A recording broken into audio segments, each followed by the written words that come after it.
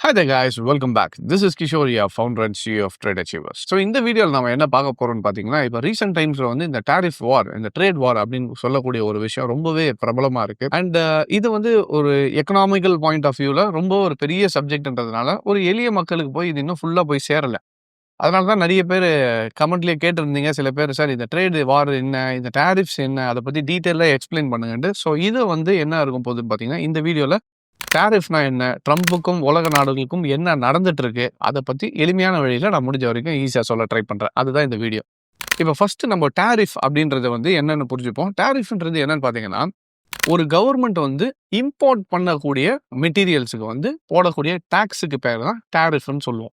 இதை புரியுற மாதிரி உங்களுக்கு சொல்கிறேன். இப்போ என்னன்னு பார்த்தீங்கன்னா, இப்போ யூஎஸ் இருக்கு, இந்த பக்கம் வந்து சைனா இருக்கு, ரைட்டுங்களா? இப்போ ஒரு கார் மேனுஃபேக்சரிங் கம்பெனி எடுத்துக்கலாம். நம்ம டெஸ்லாவை எடுத்துப்போம். இப்போ ரீசெண்ட் டைம்ஸில் இப்போ இந்தியாவில் கூட சில கார் சேல் ஆகிட்டு இருக்கு, பார்த்துருப்பீங்க. பிஒய்டி அப்படின்னு சொல்லுவாங்க, பில்ட் யோர் ட்ரீம் அப்படின்னு ஒரு கார் கம்பெனி. இது ரெண்டுமே எலக்ட்ரிக் கார். இப்போ என்ன பண்ணுறாங்க, யூஎஸ்ல வந்து டெஸ்லாவும் அவங்களோட மேனுஃபேக்சரிங் யூஎஸ்லேயே வச்சு அவங்க வந்து கார்ஸை சேல் பண்ணிட்டு இருக்காங்க. இன்னொரு சைடில் பார்த்தீங்கன்னா, பிஒய்டி வந்து சைனீஸ் மேனுஃபேக்சரர், அவங்களும் வந்து என்ன பண்ணுறாங்க, யூஎஸ்குள்ளே போயிட்டு அவங்க காரை வந்து சேல் பண்ண ட்ரை பண்ணுறாங்க. இப்போ இதில் என்ன பிரச்சனை இருக்குது அப்படின்றது இதுக்குள்ளே கொஞ்சம் உத்து நோக்குவோம். என்னன்னு பார்த்தீங்கன்னா, இப்போ டெஸ்லா காரோட விலை வந்து $50,000 வச்சுக்கோங்க. இதே சைடில் பிஒய்டி காரோட வேல்யூ எவ்வளோன்னு பார்த்தீங்கன்னா $40,000. அப்போ என்ன ஆயிடுதுன்னு பார்த்தீங்கன்னா, உங்களுக்கு கிட்டத்தட்ட ஒரு மிடில் கிளாஸில் இருக்க ஒரு கன்சியூமர் இப்போ எலக்ட்ரிக் வண்டி வாங்கலான்னு பார்க்கும்போது அவங்களோட ஃபர்ஸ்ட் ப்ரிஃபரன்ஸ் எதுவாக இருக்குன்னு பார்த்தீங்கன்னா, பட்ஜெட் தான் ப்ரிஃபரன்ஸாக இருக்கும். அப்போ இந்த பட்ஜெட் ப்ரிஃபரன்ஸ்னு பார்க்கும்போது கிட்டத்தட்ட ஒரு $10,000 8,000 9 லட்ச ரூபா வரைக்கும் ஒரு டிஃப்ரென்ஸ் வருதுன்னும் போது நிறைய பேர் எதுக்கு போவாங்கன்னு பார்த்தீங்கன்னா, பிஒய்டி போகலாம். ஏன்னா கிட்டத்தட்ட டெஸ்லாவில் இருக்க ஃபீச்சர்ஸ் பிஒய்டியில் கொடுக்குறாங்க. நம்ம ஏன் $10,000 எக்ஸ்ட்ரா செலவு பண்ணோம், நம்ம இதுக்கே போயிடலாம், பிஒய்டிக்கே.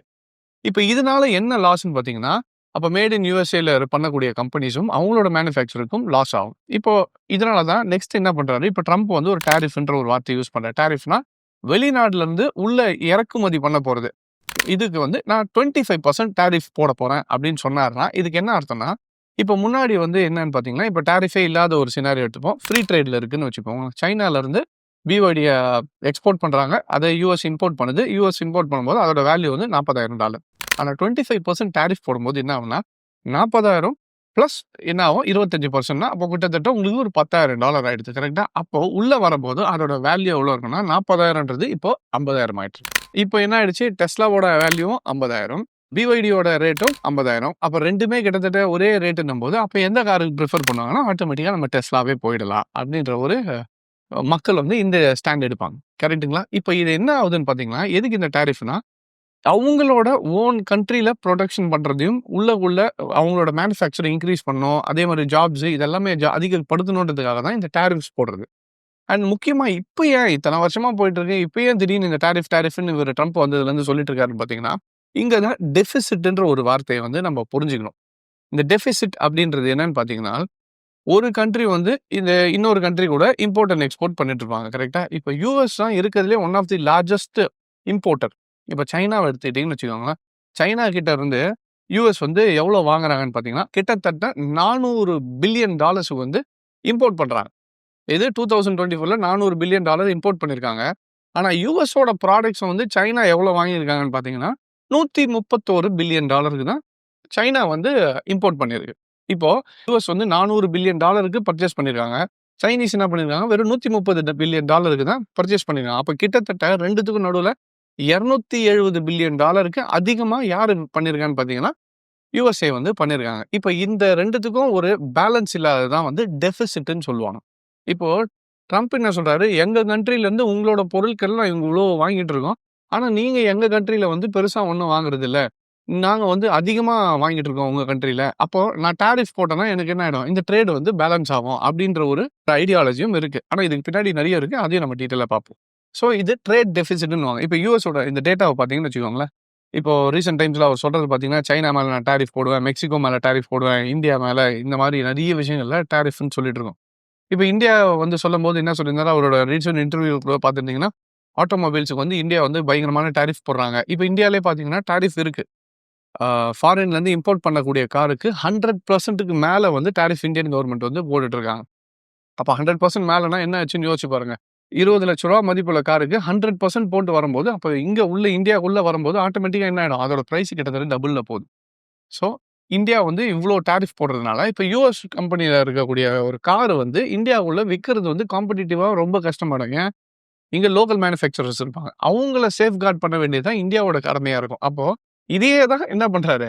ட்ரம்பும் இது பண்றாரு. என்னன்னா, அமெரிக்கன்ஸும் அமெரிக்காவ பெருசாக்குறது தான் என்னோட இதுவே தவிர, மத்த கண்ட்ரிய வந்து இது பண்றதும், உங்களுக்கு பர்ச்சேஸ் பண்றது எனக்கு முக்கியம் இல்ல. அமெரிக்காவ நான் எந்த அளவுக்கு டெவலப் பண்ணணுமோ, let's make America great again அப்படின்றாரு பார்த்தீங்களா? அதுக்கான முக்கியமான விஷயம் இதுதான். ஏன்னா எல்லா கண்ட்ரியும் அவங்கள கண்ட்ரிய தான் ஃபர்ஸ்ட்டு வைப்பாங்களே தவிர, அதுதான் பிரதானமா இருக்கும். அதுதான் இப்ப ட்ரம்பும் ட்ரை பண்ணிட்டு இருக்காரு. ஆனா, அவர் பண்ணக்கூடிய வழி எப்படி இருக்குன்னு பார்த்தீங்கன்னா, அது ரொம்பவே ஒரு டிஸ்கம்ஃபர்ட்டான ஒரு வழி.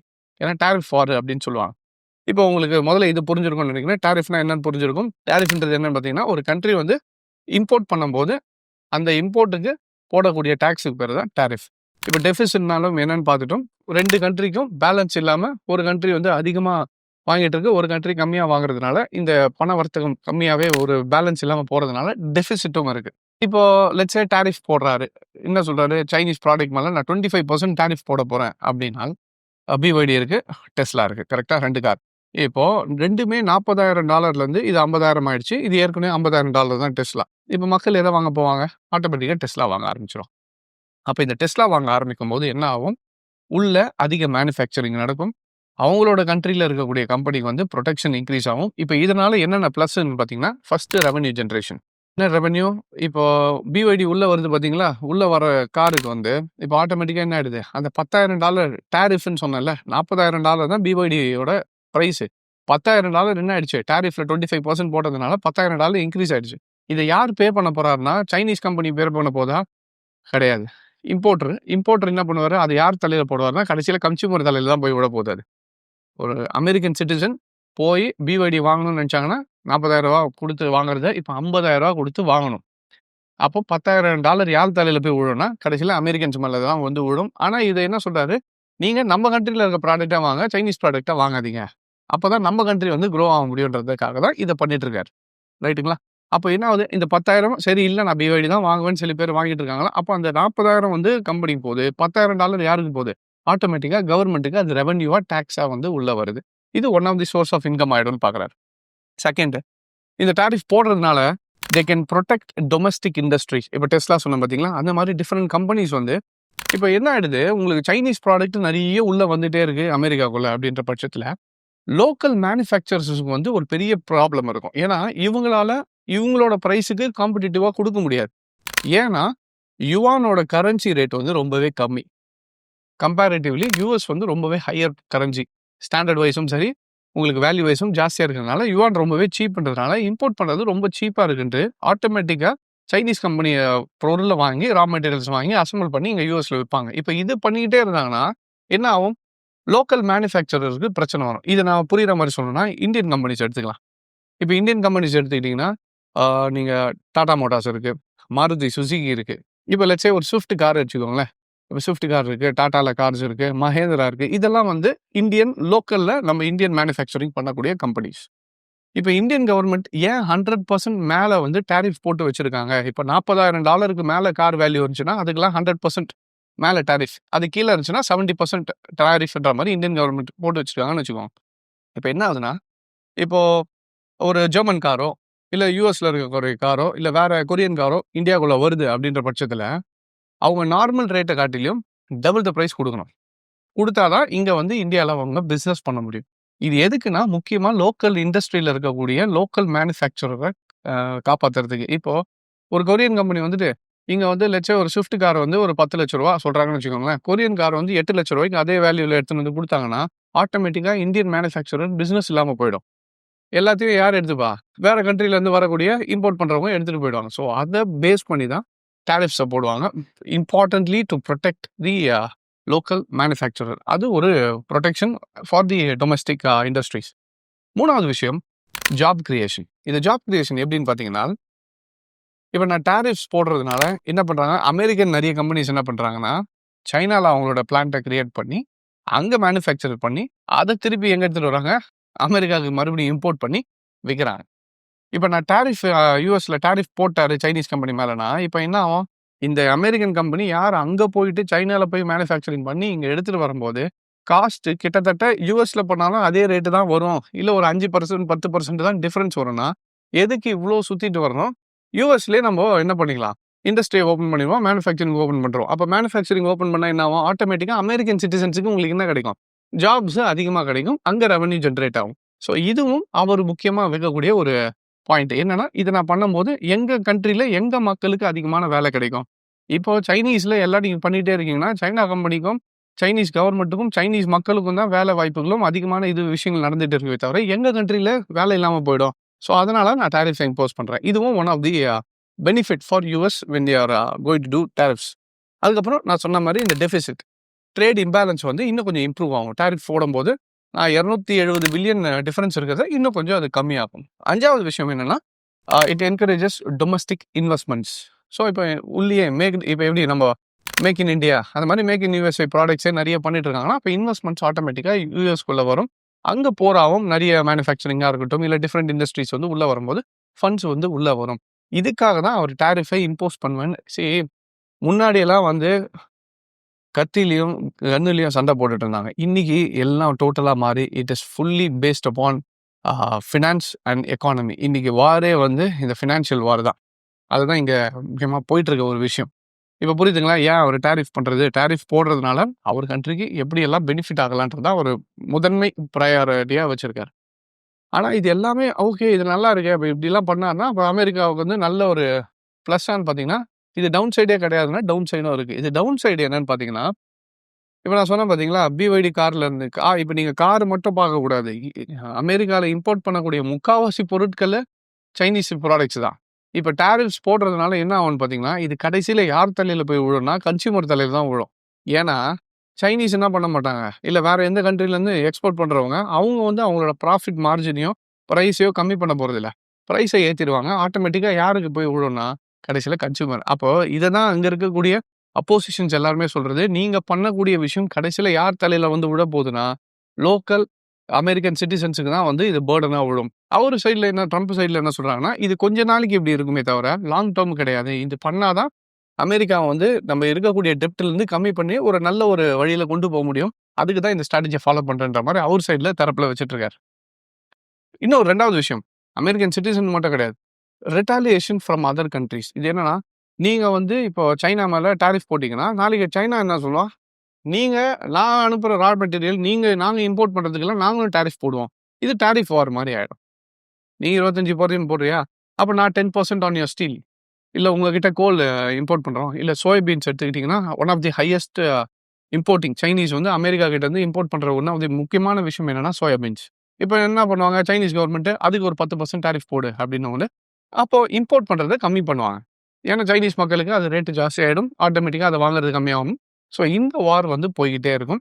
ஸோ இது downside plus upside 2மே இருக்கு. முக்கியமான ஒரு நோக்கம் இருக்கு. இது என்னன்னு பார்த்தீங்கன்னா, ட்ரம்போட அஜெண்டா அப்படின்னு சொல்லக்கூடிய ஒரு விஷயம் எல்லாருமே பேசக்கூடியது என்னன்னா, அவர் பேக் ஆஃப் தி இதுல வந்து ஆ யாருக்கும் தெரியாம ஒரு பெரிய பிளானே முடிஞ்ச வரைக்கும் அமெரிக்கன் கரன்சிய வந்து கொஞ்சம் டீவேல்யூ பண்ணணும்னு தான் பார்த்துட்டு இருக்காரு அப்படின்ற மாரி பின்னாடி டாக்ஸ் போயிட்டு இருக்கு. இப்போ நமக்கு ஒரு கேள்வி வரலாம். எதுக்கு அவரோட அவ்வளோ ஸ்ட்ராங் கரன்சி அமெரிக்கன் கரன்சி ஏன் அவரு டீவேல்யூ பண்ணணும்? ஸோ இந்த முறைய வந்து சைனீஸ் வந்து ஒரு ப்ராப்பரா பிளான் பண்ணி எக்ஸிக்யூட் பண்ணாங்க 2015ல. எத்தனை பேருக்கு இது ஞாபகம் இருக்கும்னு தெரியல.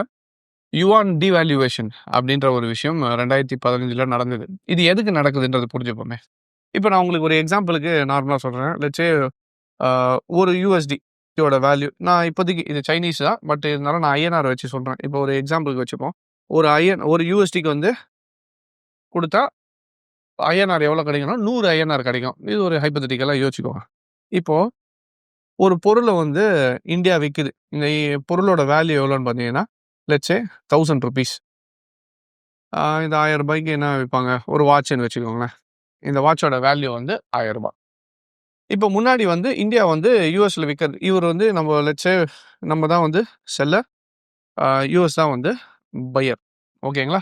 இதே வாட்ச இது இந்தியாலருந்து வர்றது. இதே வாட்ச வந்து யுஎஸ்லயே மேட் பண்ணி வாங்கணும்னு பார்த்தீங்கன்னா, அந்த வாட்சோட விலை கிட்டத்தட்ட லெட்ஸ் சே ஒரு ₹1750ன்னு சொல்லுவோம். யுஎஸ்ல அதே வாட்சோட விலை வந்து 1750. அப்போ எல்லாருமே எத வாங்குவாங்கன்னு பார்த்தீங்கன்னா, இந்த ₹1000 குடுத்து இந்த வாட்சே வாங்கிக்கலான்ட்டு இந்தியன் வாட்சே வாங்கிக்கிறாங்கன்னு நம்ம ஒரு ஹைப்போதெட்டிக்கலா எடுத்துப்போம்.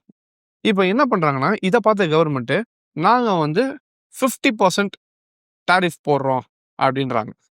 இதுக்கு வந்து 50% டாரிஃப் போட போறோம். இந்தியன் கூட்ஸ் இதெல்லாம் இந்தியாக்குள்ள யுஎஸ்குள்ள வருதோ அதுக்கெல்லாம் 50% டாரிஃப்ன்றாங்க. அப்போ ஆட்டோமேட்டிக்கா என்ன ஆயிடும்னு பார்த்தீங்கன்னா, இது ரூ. 1000ன்றது இப்போ என்ன ஆயிடும் உங்களுக்கு? கிட்டத்தட்ட இதோட வேல்யூ வந்து ₹1500 ஆயிடும். கரெக்ட்டுங்களா?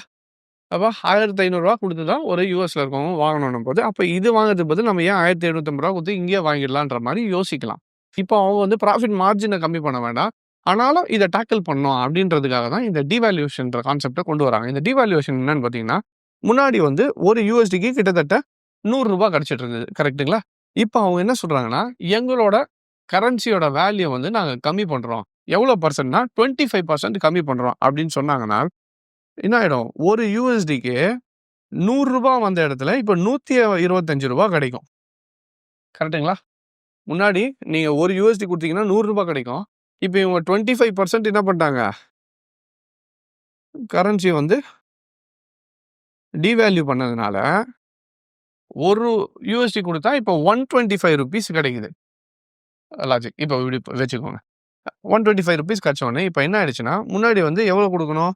கிட்டத்தட்ட 10 யுஎஸ்டி குடுக்கணும். டாரிஃப்க்கு அப்புறம் 15 யுஎஸ்டி ஆயிடுச்சு அது. கரெக்ட்டுங்களா? ₹1500ன்னு 50% டாரிஃப் போட்ட உடனே 15 யுஎஸ்டி ஆயிடுச்சு. இப்போ ஒரு வேல்யூவ கம்மி பண்ணதுனால, ஒரு யுஎஸ்டிக்கு ₹125 கிடைக்கணும்போது, இப்ப மறுபடியும் கன்சியூமர் என்னத்த பண்ண தேவையில்ல. 15 யுஎஸ்டி குடுக்கணும்னு அவசியம் இல்ல. 12 யுஎஸ்டி. இப்போ 12 யுஎஸ்டி குடுத்தாலே உங்களுக்கு என்ன ஆயிடுச்சு? ₹1500 வந்துடுச்சு. அப்போ யுஎஸ்ல வந்து let's say it is 15 to $16 ஒரு $17 குடுத்து வாங்கிட்டு இருந்த வாட்ச வந்து, இப்போ இங்க மறுபடியும் $12 டாக்கிள் பண்ணிட்டாங்க. இதுதான் டிவால்யூவேஷனோட கான்செப்ட். இப்ப என்னன்னா, 50% கவர்ன்மெண்ட் டாரிஃப் போட்ட மாரியும் ஆச்சு. ஆனா, இவங்களோட கரன்சிய டிவேல்யூ பண்ணதுனால என்ன ஆயிடுச்சு? அதே ஒரு விஷயம் எக்ஸ்போர்ட் பண்ணும்போது முன்னாடி $15 ஆக வேண்டியது, இப்ப மறுபடியும் என்ன ஆயிடுச்சு? $12 ஆயிடுச்சு. இதுக்கு தான் கரன்சி டிவால்யூவேஷன் டாரிஃப்ங்க மேனேஜ் பண்றதுக்காக கரன்சி டிவால்யூஷன் பண்ணுவாங்க. இப்ப இது என்ன ஆகுதுன்னு பார்த்தீங்கன்னா, இந்த கரன்சிய டிவேல்யூ பண்ணும்போது, மத்த உலக நாடுகள் எல்லாமே சைனீஸ் பக்கம் திரும்புனாங்க. 2015ல இன்னைக்கு யோசிச்சு பாருங்க 2015ல 2025க்குள்ள 10 வருஷத்துல ஒன் ஆஃப் த லீடிங் கண்ட்ரியா வந்துட்டாங்க சைனா. ஏன்னா, அவங்க கரன்சிய டிவேல்யூ பண்ண உடனே அவங்களோட பொருட்கள வாங்குறது வந்து ரொம்பவே சீப் ஆயிடுச்சு. முன்னாடி வந்து இப்ப யுஎஸ்ல வந்து நான் ₹100 குடுத்து ₹100 $1 குடுத்து ₹100 வாங்குன இடத்துல இப்ப $1 குடுத்து ₹200 கிடைக்குதுன்னா என்ன ஆயிடும்? பொருட்கள் விலை சீப்பா கிடைச்சுச்சு. இப்ப என்ன பண்ண ஆரம்பிச்சாங்க? உலக நாடுகள் எல்லாமே சைனீஸ் சைட்ல போயிட்டு மேனுஃபேக்சரிங் பிளான்ட் போடுறதா இருக்கட்டும், அங்க போயிட்டு ஏன்னா லேபரும் அங்க ரொம்ப கம்மி. இப்போ யுஎஸ்ஸுக்கும், மேட் இன் யுஎஸ்ஏக்கும், மேட் இன் சைனாக்கும் என்ன டிஃபரன்ஸ்ன்றத சொல்றேன் பாருங்க.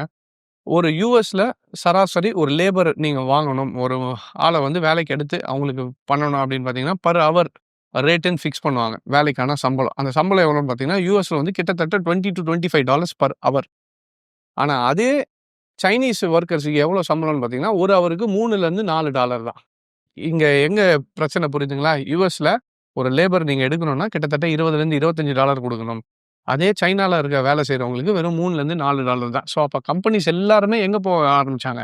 சைனால போய் மேனுஃபேக்சரிங்க செட்டப் பண்ண ஆரம்பிச்சாங்க. ஏன்னா, அங்க லேபர் கம்மி, கரன்சி வேல்யூவும் டிவேல்யூ பண்ணியிருக்காங்க. நல்ல ஒரு ஆப்பர்ச்சுனிட்டியா கிடைத்து, இந்த 10 வருஷத்துல மேஜர் கம்பெனிஸ் இன்னைக்கு ஆப்பிள் எடுத்துக்கோங்க. ஆப்பிளும் இன்னைக்கு எங்க போய் மேனுஃபேக்சரிங் பண்ணிட்டு இருக்காங்கன்னு பார்த்தீங்கன்னா, சைனீஸ்ல தான் பண்ணிட்டு இருக்காங்க. சைனால தான் பண்ணிட்டு இருக்காங்க. ஏன்னா, அங்க தான் சீப் லேபர், சீப் காஸ்ட். இது என்ன ஆயிடுச்சுன்னு பார்த்தீங்கன்னா, இப்போ ஆப்பிள் ஒரு ஐஃபோன் வாங்குறீங்கன்னு வச்சுக்கோங்களேன். அந்த ஐஃபோன விலை வந்து $1000 அப்படின்னு வச்சுக்கோங்க. இதே ஆப்பிள் வந்து சரி ஓகே, எங்களுக்கும் தேசப்பற்று இருக்கு. நாங்க இனிமே சைனால போய் ப்ரொடியூஸ் பண்ண மாட்டோம். மேட் இன் யுஎஸ்ஏ தான். நாங்க வந்து எங்களோட பிளான்ட் எல்லாத்தையும் திருப்பி எடுத்துட்டு வந்து அமெரிக்கால நாங்க ஆப்பிள் ப்ராடக்ட்ட உற்பத்தி பண்ண போறோம் அப்படின்னு ஒரு டெசிஷன் எடுத்துட்டு வந்து வச்சு பண்ணாங்கன்னா, அவங்களோட லேபருக்கும், அவங்களோட மேனுஃபேக்சரிங் காஸ்ட்டுக்கும் என்ன ஆயிடும்னு பார்த்தீங்கன்னா, $1000ல விற்கக்கூடிய ஆப்பிள் ஃபோனு $2500 ஆயிடும். ஏன்னா, லேபரும், மேனுஃபேக்சரிங் காஸ்ட் எல்லாமே இன்கிரீஸ் ஆகுறதுனால ஆட்டோமேட்டிக்கா அவங்களால $1000க்கு ஃபோன குடுக்க முடியாது. $2500 ஆயிடும். ஏற்கனவே ஐஃபோன் ரேட் ஜாஸ்தி. இதுல 2 மடங்குலேருந்து 2 1/2 மடங்கு ஏறுச்சுன்னா என்ன ஆகும்? கன்சியூமர் வாங்க முடியாத நிலைமைக்கு போயிடும். இப்ப புரியுதுங்களா? ஏன் சைனா வந்து இந்த 10 வருஷத்துல கரன்சி டிவேல்யூ பண்ணி, முடிஞ்ச வரைக்கும் எல்லாருமே சைனீஸ் மார்க்கெட்டுக்குள்ள என்டர் ஆனாங்கன்ட்டு. இப்போ இத பார்த்த யுஎஸ்ஏ இப்ப என்ன சொல்றாங்கன்னா, எல்லாத்தையும் இவங்க எடுத்துட்டு போயிட்டதுனால, இப்போ ஒரு ஸ்டேஜுக்கு மேல இப்போ சைனீஸ் வந்து எல்லாத்தையும் கண்ட்ரோல் பண்ற நிலைமைக்கு வந்துட்டாங்க. இப்ப யுஎஸ்ஏவால ஃபுல்லாவும் கட் பண்ணிட்டு வர முடியாது. ஏன்னா, ஆப்பிளால திருப்பி யுஎஸ்குள்ள வந்து மேனுஃபேக்சர் பண்ண முடியாது. ஏன்னா அந்த ரேட்டுக்கு போச்சுன்னா, அவ்வளோ பெரிய கம்பெனி வந்து சர்வே பண்ண முடியாது. ஸோ அது தெரிஞ்சு தான் இப்ப யுஎஸும் கொஞ்சம் ரொம்பவே பார்த்து ப்ளே பண்ணக்கூடிய நிலைமையில தான் இருக்காங்க. ஏன்னா ஃபைனலா என்ன ஆயிடும்னு பார்த்தீங்கன்னா, ஒரு வேளை யுஎஸ் இங்க திருப்பி வந்து மேனுஃபேக்சரிங் பண்ணாலும், டிஸ்ப்ளேஸும், மைக்ரோ சிப்ஸும் வந்து ஃபைனலா யார் பண்ணிட்டு இருக்காங்கன்னா, மறுபடியும் சைனீஸ் கண்ட்ரி தான் சைனா தான் பண்ணிட்டு இருக்கு. அவங்க கிட்ட தான் இம்போர்ட் பண்ணி ஆகணும். அதுக்கு சைனா மறுபடியும் டாரிஃப் போட்டாங்கனாலும் பிரச்சனையாகும். ஸோ இது வந்து ஒரு டபுள் எட்ஜ் ஸ்வார்ட் மாரி தான் இந்த டாரிஃப் கேம்ன்றது. ரொம்பவே பார்த்து பார்த்து விளையாடக்கூடிய ஒரு கேம். இப்ப இதுல என்ன பேக்கிரவுண்ட் ட்ரம்புக்கு என்ன பேக்கிரவுண்ட் அப்படின்னு எல்லாருமே நியூஸ்ல சொல்லிட்டு இருக்கிறது என்னன்னா, ட்ரம்பும் டாலரோட கரன்சிய டிவேல்யூ பண்ண ட்ரை பண்ணிட்டு இருக்காரு. ஏன்னா, டாலரோட வேல்யூ ரொம்ப அதிகமா இருக்கிறதுனால, அவங்களோட பொருட்கள வாங்குறது ரொம்ப கஷ்டம். ஏன்? காசு அதிகமா இருக்கு. காசு அதிகமா குடுத்து ஒரு பொருள வாங்குறதுன்றது கஷ்டமா இருக்கு. அவங்களாலயும் எக்ஸ்போர்ட் பண்ண முடியல. அப்போ டாலர வந்து டிவேல்யூ பண்ணாங்கன்னா, இப்ப எப்படி சைனா டிவேல்யூ பண்ணி எல்லாரையும் அவங்க பக்கம் திருப்புனாங்களோ, அதே மாரி யுஎஸோட டாலர கொஞ்சம் வீக்கன் பண்ணோம்னா, மறுபடியும் உலக நாடுகளும், இண்டஸ்ட்ரீஸ் எல்லாமே யுஎஸ்குள்ள வருவாங்க. ஆட்டோமேட்டிக்கா நமக்கும் புரொடக்ஷனும், ஜாப்ஸும் ரெவென்யூவும் இன்க்ரீஸ் ஆகும்னு சொல்லிட்டு தான். ஆனா இத ஸ்ட்ரெய்ட்டா அவரால பண்ண முடியாது. நான் வந்து சைனா மாரி நானும் என் கரன்சிய டிவேல்யூ பண்றேன்னு சொல்ல முடியாது. ஏன்னா, உலகம் மொத்தமும் யூஸ் பண்ணக்கூடிய ஒரு முக்கியமான கரன்சி எது இருக்குன்னு பார்த்தீங்கன்னா, இட் இஸ் யுஎஸ் டாலர். அந்த மாரி ஒரு இது பண்ணாருன்னா, ஹோல் வேர்ல்டுலயும் பேனிக் கிரியேட் ஆயிடும். அதுக்காக தான் இப்போ உடனுக்கு உடனே டாரிஃப் வார். நான் இவங்களுக்கு இது இவ்ளோ டாரிஃப் போடப் போறேன். அப்போ இது ஒரு அதிருப்தி கொண்டு வருது உலக நாடுகள் மத்தியில. பட் இந்த மாரி போயிட்டு இருந்துச்சுன்னா, ஒரு ஸ்டேஜ்க்கு மேல உங்களுக்கு என்ன ஆயிடும்? ஆட்டோமேட்டிக்கா டாரிஃப்ஸ் போட கடைசியில யார போய் அஃபெக்ட் பண்ணுது? அமெரிக்கன் சிட்டிசன்ஸ் தான் அஃபெக்ட் பண்ண போது. அப்ப அமெரிக்கன் சிட்டிசன்ஸே இது அஃபெக்ட் ஆச்சுன்னா, நெக்ஸ்ட் என்ன ஆகும்னு பார்த்தீங்கன்னு வச்சுக்கோங்களேன், கடைசியில இது எங்க போய் கை வைப்பாங்கன்னா, உங்களுக்கு இன்ஃப்ளேஷன் அதிகமாகும். ஏன்னா பொருட்கள் விலை அதிகமாயிட்டே இருப்போது. பணம் வீக்கம் ஆயிட்டே வரும். அப்ப பணம் வீக்கத்துக்காக தான் இவ்வளத்தையும் பண்றது. கடைசியில ஃபெட் என்ன பண்ணுவாங்கன்னு பார்த்தீங்கன்னா, இன்ட்ரெஸ்ட் ரேட்ட கட் பண்ணுவாங்க. இன்ட்ரெஸ்ட் ரேட் கட் பண்ணா என்ன ஆகும்? ஆட்டோமேட்டிக்கா கரன்சியோட வேல்யூ கம்மியாயிட்டே வரும். ஸோ இதுக்கு பின்னாடி இருக்க மொத்த ஸ்ட்ராட்டஜியும் இதுதான். ட்ரம்ப் மைண்ட்ல வச்சு பண்ணிட்டு இருக்க ஒரு விஷயம். இவரு ஒரு சைட்ல வந்து ரெவென்யூ கூட்டணுன்றதுக்கு டாரிஃப்ஸ் பண்ணிட்டு இருக்காரு. இன்னொரு சைட்ல வந்து எக்ஸ்பென்ஸ கட் பண்ணணும் அப்படின்னு சொல்லிட்டு தான் இலான் மஸ்க் வந்து இந்த டோஜுக்கு என்ன பண்ணாரு? முக்கியமான நிர்வாகத்துல வச்சாரு. ஏன்னா, இலான் மஸ்க்கு ஒரு முக்கியமான விஷயம் என்னன்னு பார்த்தீங்கன்னா, எக்ஸ்பென்ஸ கட் பண்றதுல அவர் பயங்கரமான ஆளு. ட்விட்டர்லயே பார்த்திருப்பீங்க.